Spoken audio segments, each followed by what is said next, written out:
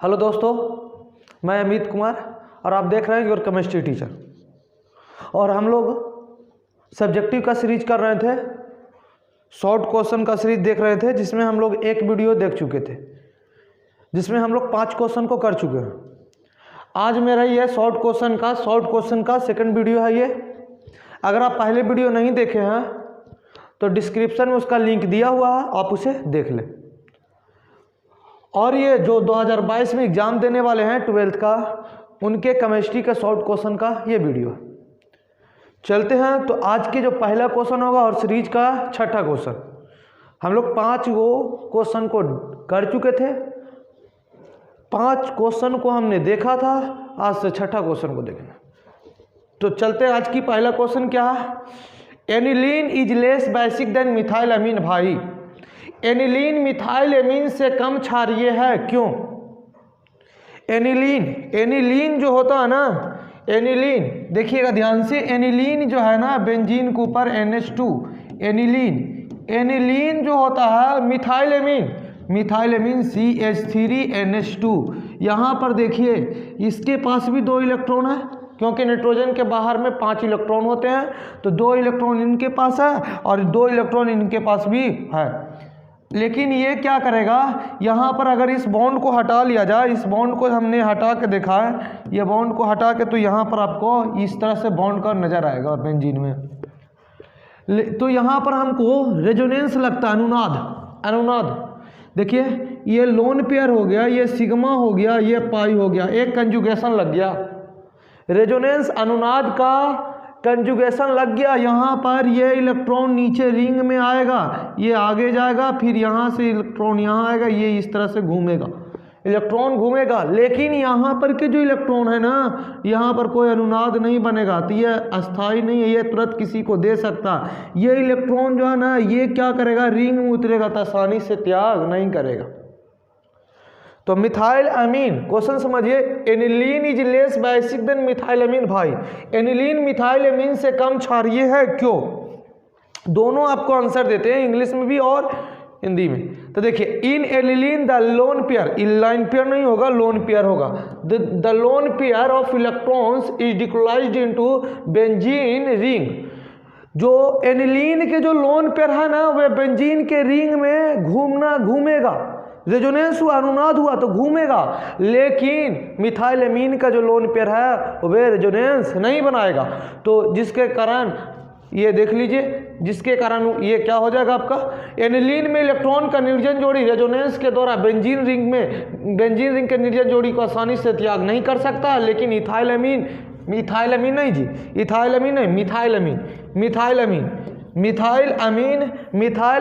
में इलेक्ट्रॉन की निर्जन जोड़ी, जो मिथाइल अमीन आपका था CH3NH2 जो था, ये इलेक्ट्रॉन लोन पेयर का जो इलेक्ट्रॉन है, ये लोकलाइज नहीं हो पाएगा, घूम नहीं सकता है। इसका मतलब यह है कि इलेक्ट्रॉन का निर्जन जोड़ी आसानी से त्याग कर देगा।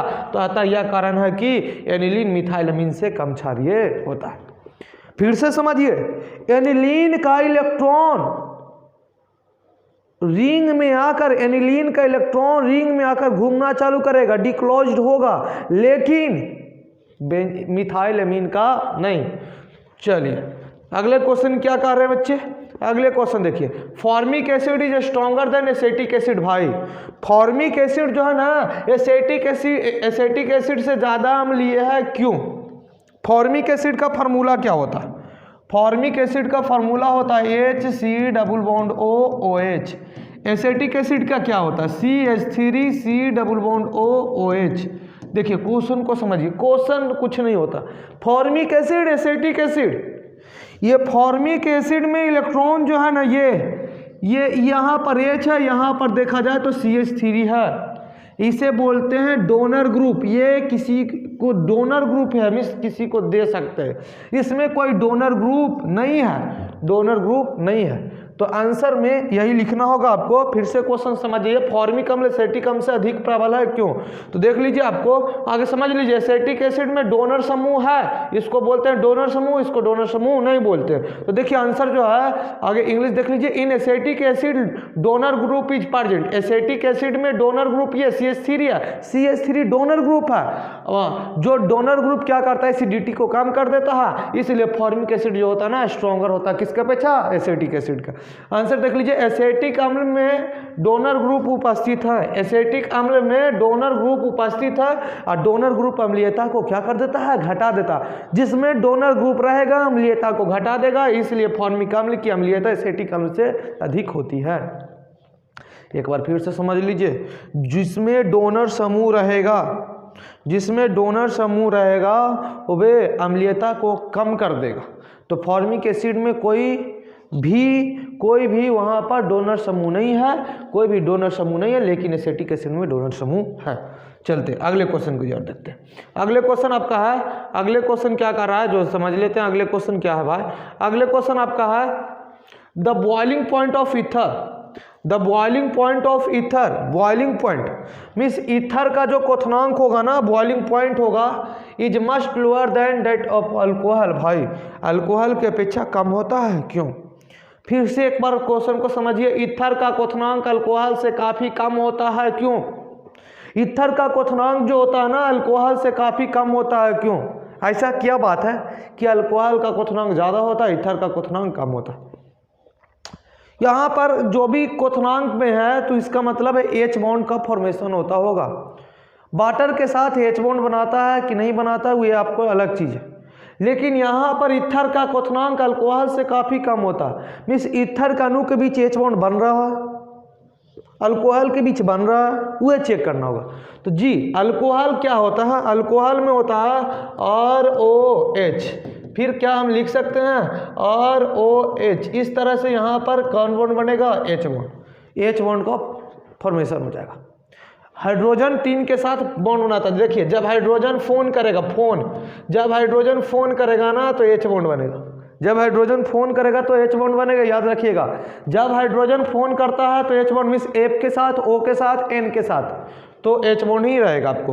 तो क्लियर कर लेते हैं हम यहाँ से। फिर से इसको देख लीजिए, हम अल्कोहल को लिखा ROH, फिर से मैंने लिखा अल्कोहल को ROH, R यहाँ पर आप इस तरह से लिख सकते हैं। आप इसको इस तरह से देखिए, हमने लिखा RO फिर H, देखिए H और O दोनों के बीच H बॉन्ड बना, तो जिसके कारण अल्कोहल के अणु आपस में नज़दीक आने लगते हैं, संगुणित हो जाते हैं। तो अल्कोहल के अणु संगुणित होते हैं ना, तो क्या हो गया? उनका क्वथनांक ज़्यादा हो जाएगा। लेकिन ईथर में ऐसा कंडीशन नहीं है। देखिए ROR, फिर से ले लीजिए ROR, केवल ऑक्सीजन है, हाइड्रोजन है ही नहीं। तो जब हाइड्रोजन है ही नहीं तो H बॉन्ड नहीं बन पाएगा इसके अणुओं के बीच। लीजिए आंसर समझ लेते हैं। देखिएगा, in the case of alcohol hydrogen bond is present between the molecules whereas in ether there is no hydrogen bond is present between their molecules। Alcohol में H बॉन्ड बनते हैं अल्कोहल के अणुओं के बीच, लेकिन ईथर के अणुओं के बीच H बॉन्ड नहीं बनते हैं। देख लीजिए आंसर अच्छा से, अल्कोहल में अणुओं के बीच हाइड्रोजन बंध का निर्माण होता है, लेकिन ईथर में अणुओं के बीच हाइड्रोजन बंध का निर्माण नहीं होता। यही कारण है कि ईथर का क्वथनांक अल्कोहल से काफ़ी कम होता है। हमको लगता होगा ये क्वेश्चन आपको समझ में आ गया होगा। अल्कोहल के बीच H बॉन्ड बनता है अल्कोहल के अणुओं के बीच, लेकिन ईथर के अणुओं के बीच H बॉन्ड नहीं बनता। नेक्स्ट क्वेश्चन क्या कर रहा है? आज की चौथा क्वेश्चन होगा।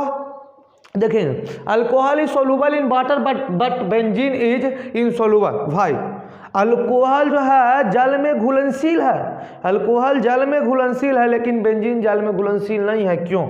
फिर इसको समझ लेते हैं क्वेश्चन को। अल्कोहल जल में घुलनशील है, लेकिन बेंजीन जल में अघुलनशील होता है या घुलनशील नहीं है।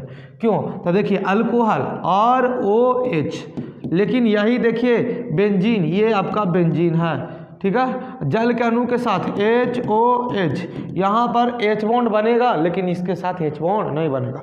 तो जब भी क्वेश्चन इस तरह से आवे तो आप लिख सकते हैं जो भी जल में घुलेगा इसका मतलब है जल के साथ H बॉन्ड का फॉर्मेशन किया है। क्वेश्चन को देख लीजिए, आंसर देखिए, alcohol form hydrogen bond with water. Alcohol जो है ना हाइड्रोजन बॉन्ड बनाता है जल के साथ, और बेंजीन जो है हाइड्रोजन बॉन्ड नहीं बनाता है जल के अणु के साथ, इसलिए अल्कोहल जल में घुल जाता है और बेंजीन नहीं। अल्कोहल जल के साथ हाइड्रोजन बंध का निर्माण करता है, या निर्माण करता होगा, करता है, निर्माण करता है, और लेकिन बेंजीन जल के साथ हाइड्रोजन बंध का निर्माण नहीं करता है। यही कारण है कि अल्कोहल जल में घुलनशील होता है लेकिन बेंजीन जल में अघुलनशील होता है। जब भी घुलनशील अघुलनशील के आवे ना तो इस तरह से आप आंसर दे सकते हैं। चलिए, दम इंपॉर्टेंट क्वेश्चन का सीरीज है, आप देखिए इसे, मजा आ जाएगा, आप देखिए इसे। चलिए आज की क्वेश्चन देखिएगा, formaldehyde gives Cannizzaro reaction while acetaldehyde does not. भाई क्वेश्चन को क्लियर कीजिए, फॉर्मल्डिहाइड कैनिजारो अभिक्रिया देता है जबकि एस्टल्डिहाइड नहीं, क्यों? तो कैनिजारो अभिक्रिया कब होता है?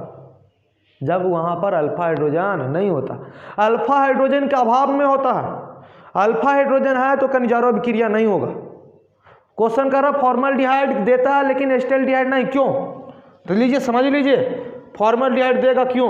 HC डबल बॉन्ड OH, ये हो गया फॉर्मल्डिहाइड। एस्टल्डिहाइड क्या होता है? CH3 और C डबल बॉन्ड O, ये H। ये बोलिए ये है क्या चीज आपका समूह FG के बगल वाले के कार्बन को अल्फा कार्बन नहीं है, तो अल्फा कार्बन इसमें नहीं है, ये आपका है क्या चीज? फॉर्मल्डिहाइड, ये फॉर्मल्डिहाइड। लेकिन देखिए ये आपका समूह है क्रियाशील समूह, लेकिन इसके बगल वाले कार्बन को कौन बोलेंगे?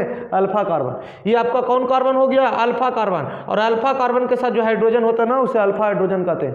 तो ये देखिए यहाँ पर अल्फा हाइड्रोजन की संख्या 3 है। तो हमने अभी बताया कैनिजारो अभिक्रिया अल्फा हाइड्रोजन के प्रेजेंट रहेगा तो नहीं देगा, नहीं है अल्फा हाइड्रोजन तो देगा। इसमें जब अल्फा कार्बन है ही नहीं तो अल्फा हाइड्रोजन होगा ही नहीं, तो अल्फा हाइड्रोजन इसमें नहीं है तो ये देगा या नहीं देगा। आंसर देख लीजिए, आंसर को क्लियर कीजिए, याद रखिएगा जब भी कैनिजारो अभिक्रिया आवे ना तो इस तरह से आप आंसर दे सकते हैं। देखिए फॉर्मल्डिहाइड अल्फा हाइड्रोजन नहीं रखता, फॉर्मल्डिहाइड में अल्फा हाइड्रोजन नहीं है, आप लिख दीजिए ना यार, दिखा दीजिए इसको, इसमें क्या दिक्कत है? HC डबल बॉन्ड OH, ये देखिए इसमें अल्फा कार्बन ही नहीं है, पर आता कैनिजारो अभिक्रिया में भाग लेता, एस्टल्डिहाइड अभिक्रिया नहीं करता क्योंकि इसमें अल्फा हाइड्रोजन उपस्थित रहता है। देख लीजिए ये है CH3 C double bond OH, ये हो गया समूह, इसके बगल वाला को अल्फा कार्बन, और अल्फा कार्बन के बगल वाला के अल्फा जो हाइड्रोजन उसके साथ है ना उसे हम लोग बोलेंगे अल्फा हाइड्रोजन। अगर आपको अल्फा बीटा गामा में दिक्कत है तो हम मेरे प्लेलिस्ट में डाला हुआ है वीडियो, अल्फा बीटा गामा को कार्बन को समझाएं, हाइड्रोजन को भी समझाएं, आप उसे देख लें। तो आंसर यहाँ से हम लोग निकाल लेंगे, फॉर्मल्डिहाइड अल्फा हाइड्रोजन नहीं रखता है तो कैनिजारो अभिक्रिया में भाग ले लेता है, परंतु एस्टल्डिहाइड में अल्फा हाइड्रोजन रहता है, ये चलते हुए भाग नहीं लेता। आप कभी ज़्यादा उदास मत होइए, एकदम आराम से पढ़िए, जितना भी वीडियो दे रहे हैं वो सब पढ़िए, इससे ज़्यादा क्वेश्चन आने वाला नहीं है आपको, इससे एक भी एक्स्ट्रा नहीं क्वेश्चन आएगा। जितना भी हम लोग सीरीज करने वाले हैं, ऑब्जेक्टिव का सीरीज कर चुके हैं जिसमें 200 क्वेश्चन पार कर गए हैं हम लोग, 300 का टारगेट रखे हैं, सभी क्वेश्चन को देखेंगे, ठीक है। इसमें कोई सोचना ही नहीं है, आप पढ़िए, आराम से पढ़िए, एकदम कोई दिक्कत नहीं है।